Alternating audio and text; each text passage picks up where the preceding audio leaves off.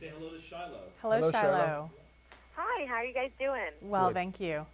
Good, good. So I'm Shiloh Johnson, and I work for EverydayFamily.com. We are a pregnancy and parenting website. We have over 4 million members, and so we like to bring this kind of information to our members, especially this with talking about, children and illness. This kind of time of year is just awful. My family's been fighting it, and it seems like it just goes through the whole family. So I'm excited to talk to you guys today and see if we can figure out some ways to help prevent that in the future, and what families should be doing this time of year to stay healthy.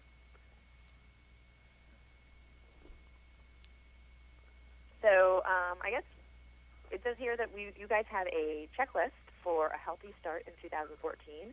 So I was hoping you could kind of go through that with us.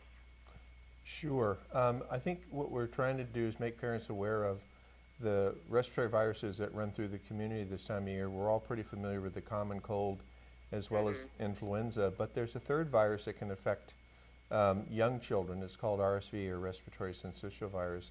And this is a virus that is the leading cause of hospitalization for children under 1 year of age, and most children are infected by the second year of life. It's a virus like other viruses that can go from relatively mild symptoms to severe symptoms, which I think Kari will share with us her story. And we just need to make parents aware of it so that they can be educated and discuss this with their child's doctor. Yeah. I've read a little bit about RSV, but Kari, I'd love to hear your story and what you guys went through with it. Absolutely. I had twins at 36 weeks and 2 days. They were just under 5 pounds, very healthy for a multiple birth. Yeah. Never went to the NICU or anything. At almost a year old, it was just before their first birthday, Alexander got a little bit of a cold. It wasn't a big deal, we thought. Of course, I had not heard of RSV at that point in time. And while he had his cold, he started to look a little bit lethargic. So we went ahead and took him into the minor emergency center. Unfortunately, he did not respond to the breathing treatments that he was given after we found out that he had RSV, and he was pediatric ambulanced to a children's hospital where he later crashed. And then at that point in time, he was airlifted to yet another children's hospital and put on life support and later died. Unfortunately, his twin, Dominic, also contracted, I'm sorry. Oh my goodness, I'm so sorry. His twin, Dominic, also contracted RSV and was in the hospital for 11 days. It's so heartbreaking. Is Dominic okay? Well and good, just turned 6 years old. Oh my goodness, congratulations. Thank you. Oh, that's heartbreaking, and it's something that you have no control about. And as a parent, I can't even imagine. I'm very sorry for your loss. Thank you. I'm glad that you're here, though, talking about it and spreading the word, because maybe there is something we can do, right, as parents. Absolutely. And trying to prevent this and at least catch the signs, see the signs, and so what are those things? What can we do what do we see? What are we looking for here? Well, I think Kari's tragic story exemplifies that these illnesses can go from mild symptoms to severe symptoms quite rapidly. I mean, her son deteriorated before her eyes just over several hours.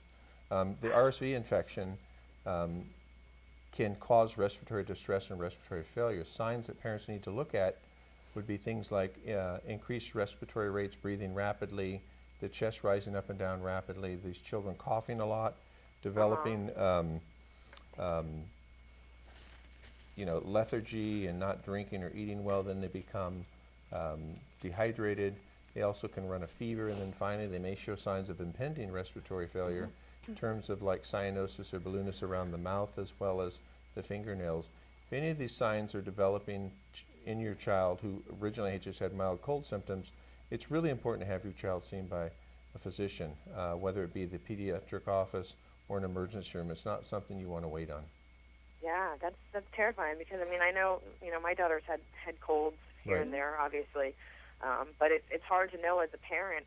We've taken her to the emergency room once, and it's hard to know where that line is, and when you should cross that line and go. When it's on a weekend or at night. But I guess the lesson, is better safe than sorry, right? You just- Right. What I generally tell people is if you feel like something is wrong, take your child. Yep. You Don't you know hesitate, them. just do Don't it. hesitate. You know them better than the doctors do. You can't think that the doctors are going to think you're crazy, because it does not matter. You know Yep. your child. Right, and the responsibility of determining how sick these children are should be in the doctor's hands, not the parents. The parents are obviously concerned, and if their child is sick and they're concerned, it's our job to see that child and either reassure them or determine what exactly is going on. Mhm. Oh my goodness, yes, that's again heartbreak. My heart breaks for you. Thank you. So RSV, and this is usually geared towards children under a year old, like more infants, and Well, is there a time when they're kind of safe from this, I guess? Sure. Every child has a risk of getting RSV, and it typically is more serious the younger the child is. So children under age 2 are particularly vulnerable. As they get older and their respiratory systems develop better, they often can handle this without it turning into a more severe manifestation like what Kari went through. So I would say children under a year are at the greatest at risk, up to about age 2. Sometimes older kids, if they have underlying healthcare issues like asthma or immune deficiencies or things like that. The most important thing is for parents to be aware of RSV, because many people have never heard of it. Yes, that's true. That's true. It's one of the lesser known illnesses. Most people think of this kind of time of year, cold and flu, but it generally stops there. So I'm glad that we're getting the word out, for parents to be aware of this and to keep an eye out for it.